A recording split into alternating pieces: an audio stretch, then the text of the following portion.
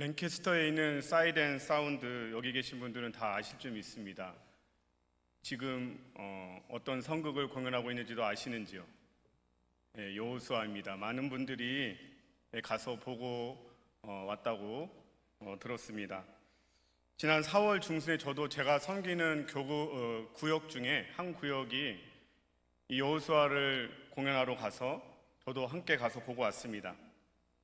너무 재밌게 잘 봤는데 피곤하다 보니까 중간중간에 돌아서 한 3분의 1은 못 봤던 것 같습니다. 근데 5월 초에 이제 우리 교단 총회를 여기 몽고메리 교회에서 하면서 미주의 각지에서 목사님들이 오셨고, 총회 일정 중에 이 목사님들이 선극을 관람하는 일정이 있었습니다. 그래서 제가 이제 노회의 교통부에 소속돼 있어서 선탑을 해서 목사님들을 모시고 두 번째로 그 여호수아를 보게 되었습니다. 그래서 두 번째 보면서 첫 번째 내가 이 부분을 놓쳤구나 하면서 이렇게 봤던 기억이 있습니다. 그리고 이제 5월 말이 돼서 아내가 웨스트민스터 신학교를 졸업하는데, 웨스트민스터 신학교에서 졸업생들에게 이 여호수아를 무료로 또 졸업 선물로 관람을 시켜주는 거예요. 가족들까지 다. 그래서 장인어른도 오셨고, 아내가 졸업했는데 주인공인데 직접 운전해서 다녀오라기도 뭐하고 해서 세 번째로 여호수아를 보게 되었습니다. 앞에 한 달 새 두 번을 봤는데 뭐 새로운 게 있겠어 하고 세 번째는 갔는데, 그 출애굽 홍해를 가르고 또 이 여리고성이 점령되는 그 구원 역사의 그 클라이막스들을 보는데 정말 처음 본 것처럼 또 생동감 있게 다가왔습니다. 그리고 세 번째 보는데 신기하게 또 처음 보는 장면이 있는 거예요. 그러니까 두 번째 볼 때까지도 깜빡깜빡 졸면서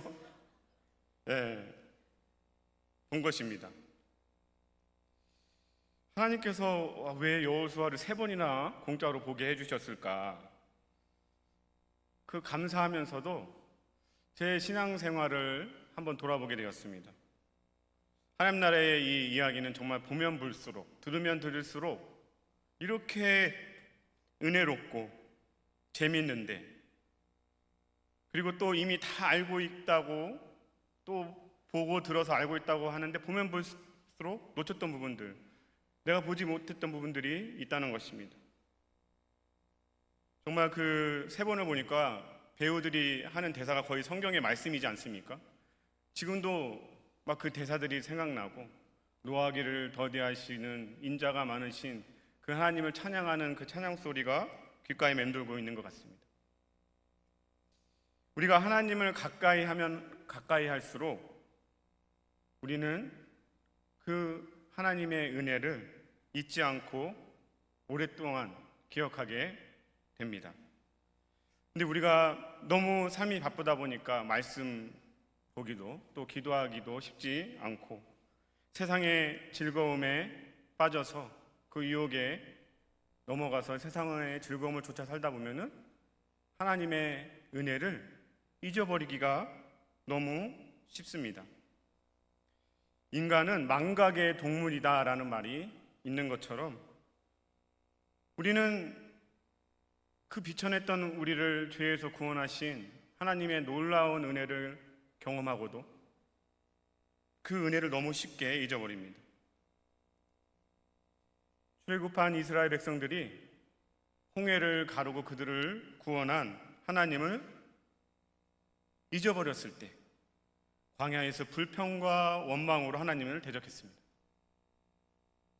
우리의 삶도 보면 우리의 은혜가 충만할 때는 뭐 조그만 문제가 생겨도, 누가 나를 조금 힘들게 해도 그 은혜가 더 크기 때문에 그냥 아무렇지 않습니다. 근데 우리 삶에 은혜가 없으면 우리는 조그만 힘든 일이 오고 어려운 일이 생기면 그 문제보다 크신 하나님을 보지 못하고 불평과 원망으로 그렇게 감사와 찬양이 사라지는 것입니다. 하나님의 은혜를 기억하기 쉽지 않은 이 세상에서 과연 우리는 어떻게 그 하나님을 하나님의 은혜를 잊지 않고 기억하며 살아갈 수 있을까요? 오늘 본문 말씀은 우리가 어떻게 하면 그 하나님의 은혜를 잊지 않고 그 기억하며 그 가운데 살아갈 수 있는지를 말씀해 줍니다. 하나님께서는 세상의 노예로 살던 이스라엘 백성들을 출애굽시키시고 홍해를 가르시고 구원하셨고 또 요단강을 건너게 함으로써 약속의 땅으로 인도하셨습니다. 그리고 그 구원의 은혜를 잊지 않도록 오늘 말씀에서 보듯이 요단 강가에 그 12돌로 기념비를 세우게 하셨습니다. 한량없는 그 구원의 은혜를 받은 자들이 하나님의 은혜를 기억하며 늘 감사하고 찬양하는 것, 그것은 당연한 것입니다. 또 그 은혜를 기억하며 살아갈 때 우리는 하나님이 주시는 형통한 가운데 살아갈 수 있는 것입니다. 오늘 본문의 배경을 먼저 우리가 살펴보면 우리가 다 아는 대로 애굽에 종살이하던 이스라엘 백성들은 하나님의 은혜로 홍해를 건너 출애굽하게 됩니다. 애굽에 내린 그 10가지 재앙을 다 봤습니다. 홍해가 갈라지는 그 기적을 다 봤습니다. 그런데도 이스라엘 백성들은 광야 생활하는 내내 그 하나님의 은혜는 순식간에 잊어버리고 하나님을 원망하고 불평하기에 바빴습니다. 그들이 하나님의 약속의 말씀을 믿고 신뢰하고 순종했으면 가나안 땅을 20일 만에 들어갈 수 있었습니다. 하지만 민수기 14장에서 12명의 정탐꾼들이 가나안 땅을 정탐하고 나서 돌아와서 오직 갈렙과 여호수아만 우리가 그 땅을 차지할 수 있다고 그렇게 보고했습니다. 나머지 10명은 그 땅을 악평하면서 우리는 그 땅의 거주민들에 비하면 그 거인들에 비하면 메뚜기 같다고, 우리가 그 땅을 들어갈 수 없다고, 차지할 수 없다고 그렇게 보고했습니다. 그런데 이스라엘 백성들이 갈렙과 여호수아의 말을 듣는 게 아니라 그 악평한 10명의 정탐꾼들의 말을 들은 겁니다. 그래서 그들이 차라리 애굽으로 돌아가는 게 낫겠다, 심지어 이 광야에서 그냥 죽는 게 낫겠다, 그렇게까지 말도 안 되는 불평과 원망을 하나님께 쏟아냈습니다. 그러자 하나님께서는 그들의 말대로 출애굽 1세대와 이제 모세까지도 가나안 땅에 들어가지 못할 것을 말씀하시고 오직 갈렙과 여호수아만 그리고 그들의 자녀들 출애굽 2세대만이 이제 요단을 건너서 가나안 땅에 들어갈 것이라고 말씀했습니다. 이제 그 40여 년의 광야 시간도 다 지나가고 가나안에 들어가기 위해 그 마지막 관문인 요단강을 건너는 일만 남았습니다. 그 사이에 하나님의 말씀이 성취되어서 출애굽 1세대는 거의 다 죽고 모세도 느부산에서 120세로 생을 마감했습니다. 그리고 이제 하나님께서는 모세를 이어서 여호수아를 새로운 지도자로 세우셨습니다. 여호수아 1장 2절 말씀은 이렇게 시작합니다. 내 종 모세가 죽었으니 이제 너는 이 모든 백성과 더불어 일어나 이 요단을 건너 내가 그들 곧 이스라엘 자손에게 주는 그 땅으로 가라 라고 말씀합니다. 여호수아는 이제 새 모세가 되어서 이스라엘 백성들을 약속의 땅으로 인도하게 되고 여호수아와 이스라엘 백성들이 드디어 이 요단강을 건너는 장면, 그 마지막을 우리가 오늘 본문을 통해서 마주하고 있습니다. 하나님께서 출애굽을 통해 시작한 그 구원이 이제 요단강을 건너서 약속의 땅으로 가나안으로 들어감으로써 완성된다고 할 수 있습니다. 그래서 하나님께서는 이스라엘 백성들이 그 하나님께서 행하신 지금까지의 그 놀라운 기적과 은혜를 잊지 않도록 영원히 기억하라고 요단강가에 그 돌 12를 가져다가 기념비를 세우게 하셨습니다. 그렇다면 이 12돌로 세워진 기념비를 보면서 이스라엘 백성들과 그 자손들이 과연 어떻게 하나님께서 행하신 그 기적을 기억할 수 있을까요? 말씀을 준비하면서 묵상하는데 그냥 세워진 12돌을 본다고 그 기적을 기억하고 기념하는 게 아니라는 마음이 들었습니다. 우리가 성찬을 통해서 예수 그리스도의 십자가의 그 희생과 부활을 기념합니다. 단지 그 의식에 참여해서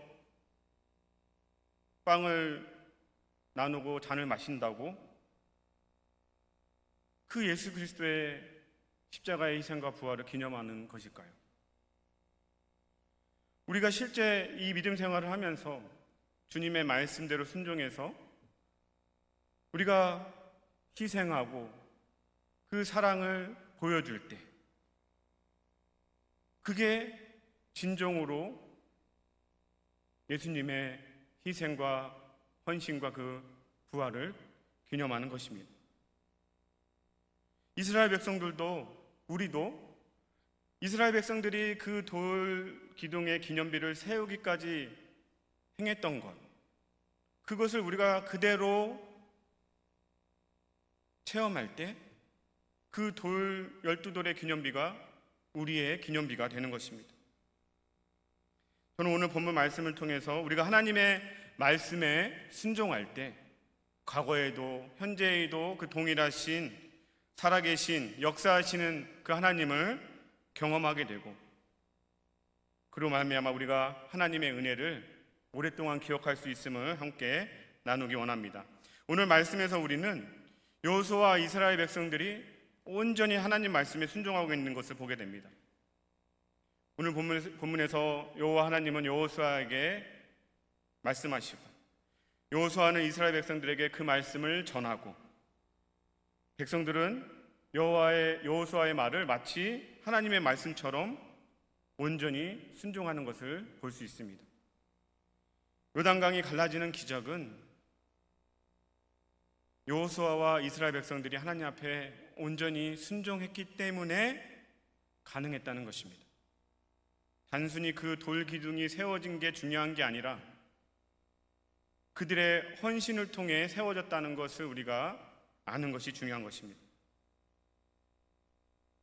우리는 성경을 읽을 때 기적 그 자체에만 집중하는 경향이 있습니다.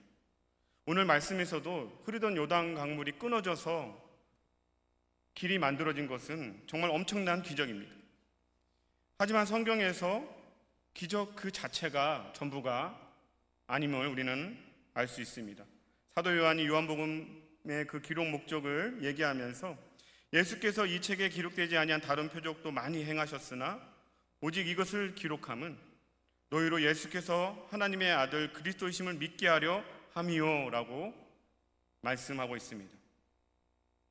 하나님께서 우리에게 기적을 주시는 것, 표징을 주시는 것은 그 기적을 통해서 살아계신 하나님을 경험하고 만나고 그래서 하나님을 향한 온전한 믿음으로 순종의 삶을 살게 하기 위해서인 것입니다.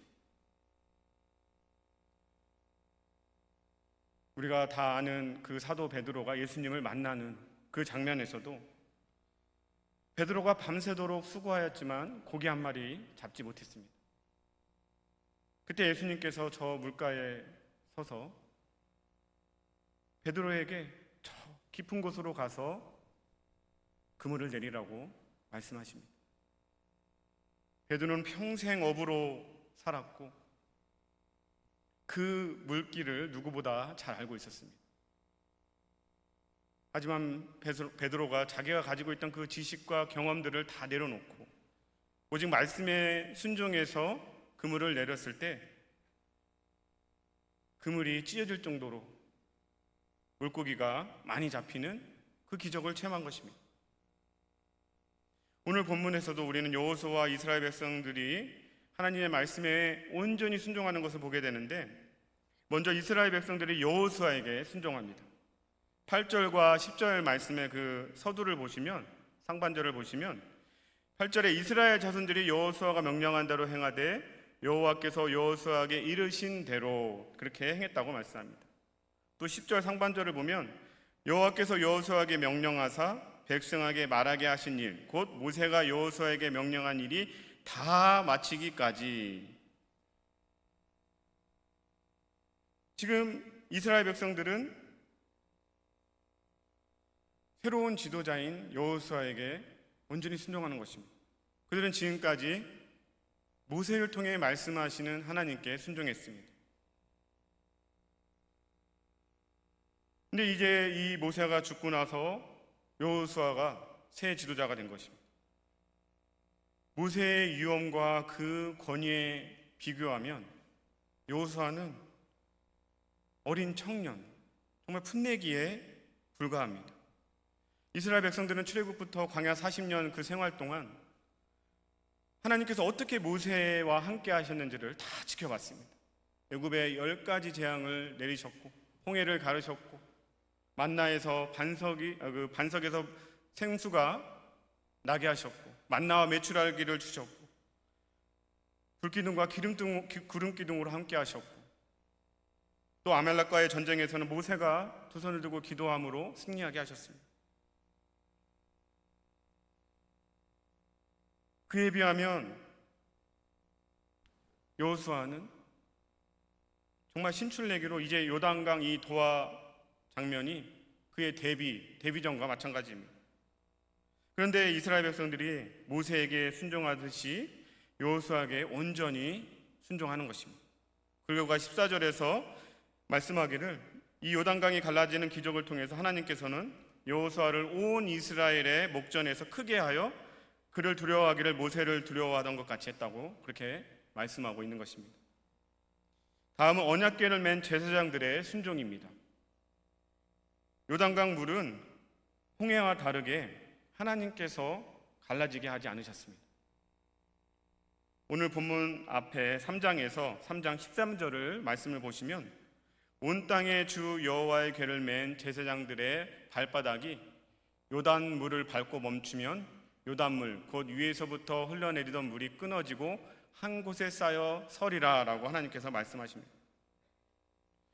요단강 물이 끊어지기 위해서는 언약궤를 맨 제사장들의 발이 그 요단강에 담겨져야 합니다.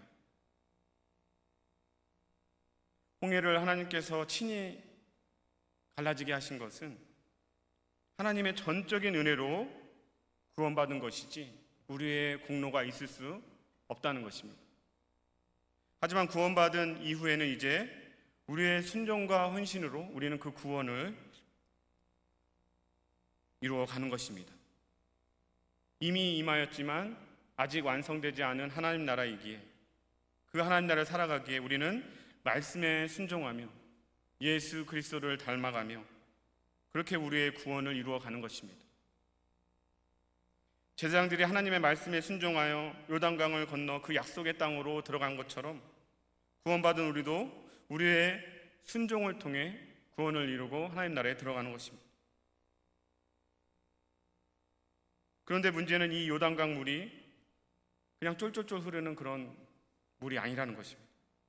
여호수아 3장 15절 상반절에 의하면은 요단이 곡식 거두는 시기에는 항상 언덕에 넘쳤더라라고 말씀합니다. 여름에 비가 많이 오면 이 필리 시내에 있는 델라와 강변에 물이 넘칠 듯이 그렇게 불어나는 것처럼 지금 요단강이 곡식 거두는 시기에는 물이 강둑에 넘쳐나도록 어마어마하게 흐르고 있는 것입니다. 우리가 장마철에 계곡에서 흐르는 물이 갑자기 불어나서 휩쓸리는 사고가 났다고 하는데 그냥 보기에는 발을 담가도 될 것 같으니까 발을 담궈 보지만 순식간에 그 물길이 너무 세서 휩쓸려 가는 것입니다. 이 제사장들이 지금 그렇게 무섭게 매섭게 흐르는 그 강물에 발을 담그는 것입니다. 그 순종을 통해 요단강 물길이 끊어졌다는 것입니다. 또 우리는 르우벤 자손과 갓 자손과 므낫세 반지파의 순종을 볼 수 있습니다. 12절에 의하면 모세가 그들에게 이른 것 같이 무장하고 이스라엘 자손들보다 앞서 건너갔다라고 말씀합니다. 이 르우벤 갓 지파는 이미 요단 이 동쪽을 그들의 기업으로 물려받았습니다. 민수기 32장에 의하면 르우벤 지파와 갓 지파는 가축이 많은 지파였습니다. 근데 요단강 동편이 이 초원지대입니다. 그러니까 이 목축을 하기 너무 좋으니까 모세에게 이 요단 동편을 우리에게 기업으로 달라고 합니다. 그랬더니 모세가 책망하는데, 아니 어떻게 너희 다른 형제들이 이 요단강을 건너서 이 서편으로 이제 들어가기 위해서 정복 전쟁을 하며 싸워야 되는데 너희는 어떻게 여기 동편에 머물면서 편안하게 있으려고 하느냐라고 책망하는 겁니다. 그랬더니 이 르우벤 갓 지파가 포기하지 않고, 그러면 우리가 여기에 동편에 가축과 또 우리 가축이 머물 우리를 만들고 우리 자손들이 거할 성읍을 짓고 이제 요단강을 건너서 가나안 땅으로 들어갈 때 우리가 모든 지파보다 앞장서서 싸우겠습니다. 그러니까 그 말을 듣고 모세가 허락을 한 겁니다. 근데 이제 그들이 충성하고 약속했던 모세는 죽었고 여호수아가 새로운 지도자가 되었습니다. 굳이 그들이 이 요단강을 건너서 모세와 했던 그 약속을 지켜서 생명을 무릅쓰고 가서 싸우지 않아도 됩니다. 우리도 아쉽고 원할 때는 하나님 앞에 이 기도 제목 들어주세요, 이 기도 제목 들어주세요, 그러면 제가 이렇게 헌신하겠습니다 하지만 막상 그 기도가 이루어지면 우리가 했던 그 다짐을 지키지 못할 때가 많이 있습니다. 모세가 이미 죽었는데 그들이 굳이 모세와 했던 그 약속을 지켜서 여호수아에게 충성할 필요가 없었다는 것입니다. 근데 그들은 4만 명이나 갔다가 마른 땅으로 갈 때는 건넜는데 그때는 뭐 군함도 없고 어떻게 4만 명이 다시 요단 동편으로 돌아왔는지 모릅니다. 하지만 모세와 했던 그 약속을 온전히 지켜서 여호수아에게 하나님께 충성하며 순종을 다하고 있는 것입니다. 마지막으로 우리는 이스라엘 백성들의 순종을 보게 됩니다. 9절에서 여호수아가 또 요단 가운데 곧 언약궤를 맨 제사장들의 발이 선 곳에 돌을 12를 세웠더니 오늘까지 거기에 있더라 라고 말씀합니다. 길갈에 세웠던 12돌, 또 요단강에 세운 12돌, 오늘까지 거기에 있다는 것입니다. 그러니까 오늘 말씀은 12돌의 그 기념비를 세운 곳에만 초점을 두는 게 아니라 그 돌 기념비가 지금까지 있다는 것을 강조하고 있습니다. 히브리어에서도 현재형이고 영어에서도 현재형입니다. 있는 독자들이 마치 지금까지 있는 것처럼 느껴지는 것입니다. 물론 성경 연대를 보면은 이 여호수아와 이 이스라엘 백성들이 요단강을 건넌 시기와 이 여호수아가 기록된 시기에는 약 20년 정도의 차이가 있습니다. 중요한 것은 이스라엘 백성들이 그 12돌의 기념비를 세운 것뿐만 아니라 그것을 영원히 표징이 되리라는 그 말씀에도 온전히 순종했다는 것입니다. 지금까지 거기에 있게 했다는 것입니다. 6절에서 7절 말씀에 하나님께서 후일에 너희 자손들이 물어 이르되 이 돌들이 무슨 뜻이냐 하거든 그들에게 이르기를 요단물이 여호와의 언약궤 앞에서 끊어졌나니 곧 언약궤가 요단을 건널 때에 요단물이 끊어졌으므로 이 돌들이 이스라엘 자손에게 영원히 기념이 되리라 라고 말씀하고 있습니다.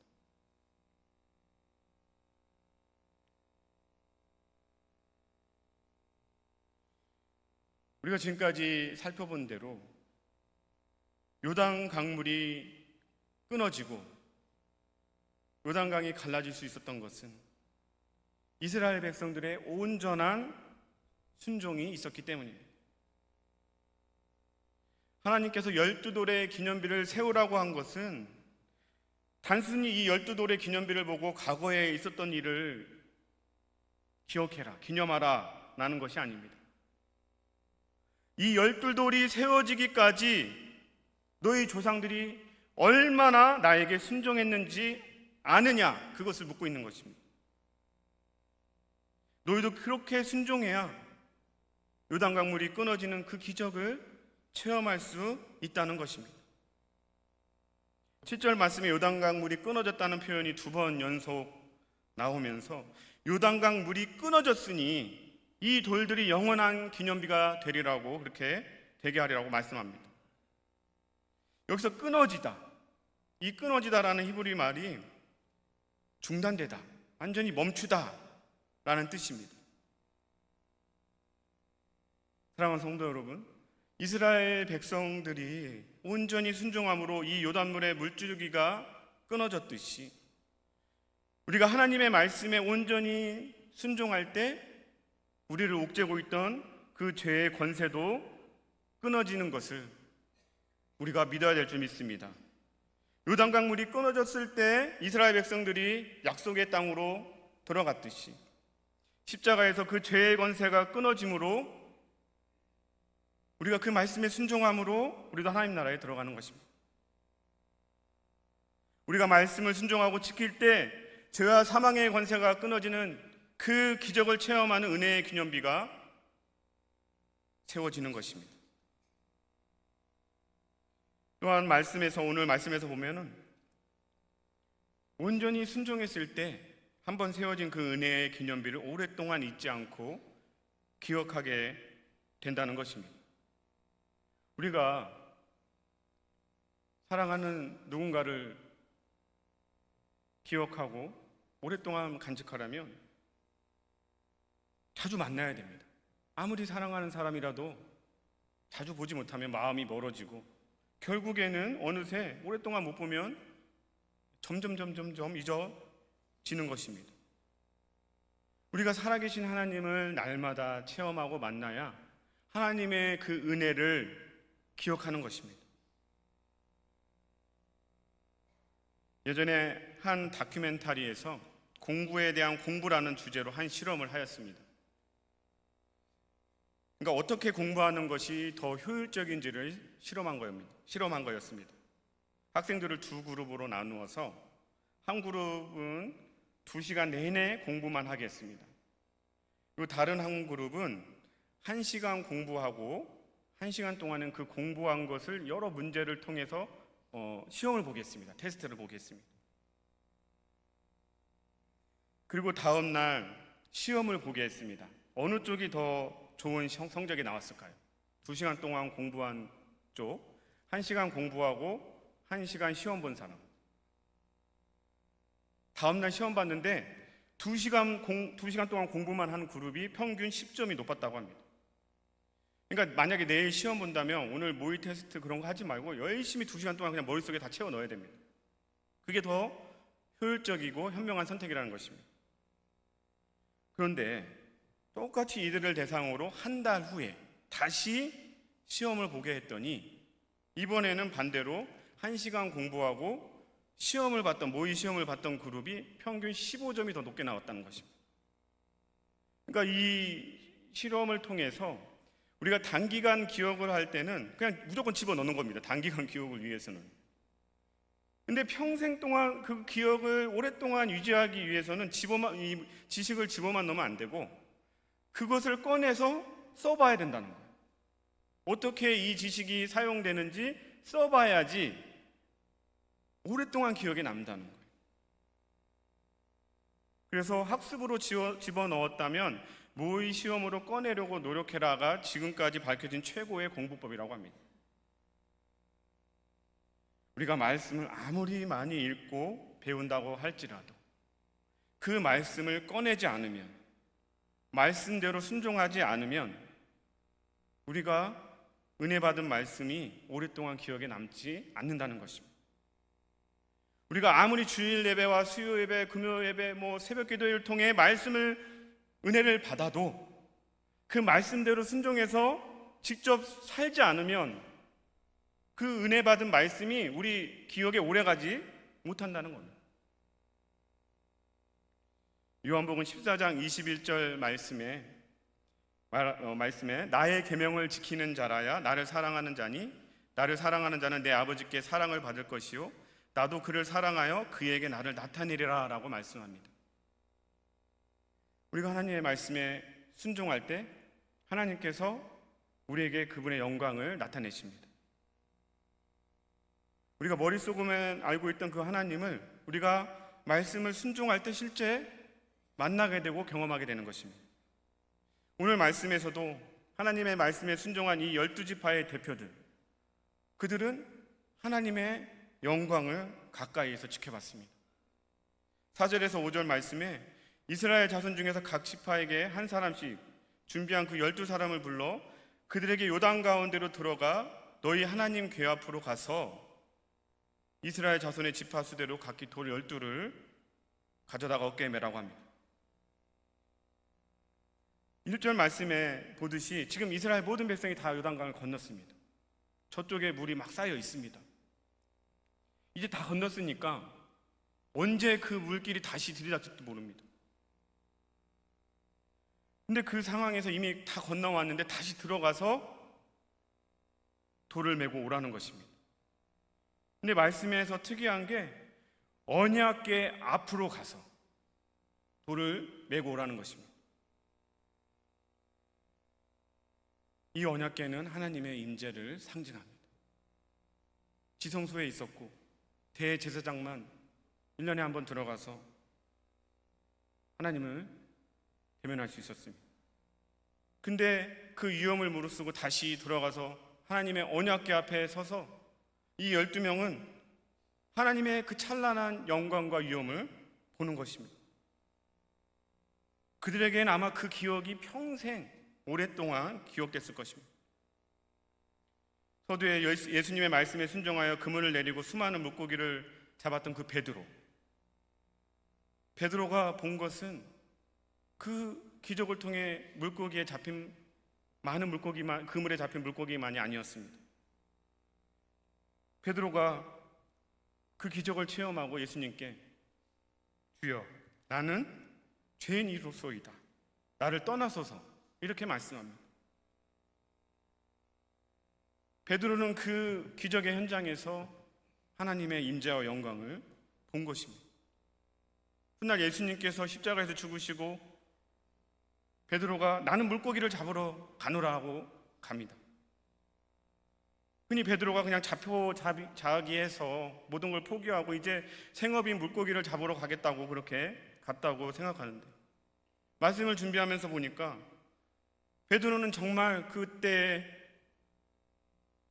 봤던 그 예수님의 영광과 임재를 그리워하며 추억하며 그 예수님을 만난 그 바닷가로 갔다는 그 깨달음이 저에게 왔었습니다. 오늘 하나님께서 이 12돌의 기념비를 세우게 한 것은 이스라엘 자손들에게 하나님이 행하신 그 구원의 은혜를 기억하게 하기 위함이었습니다.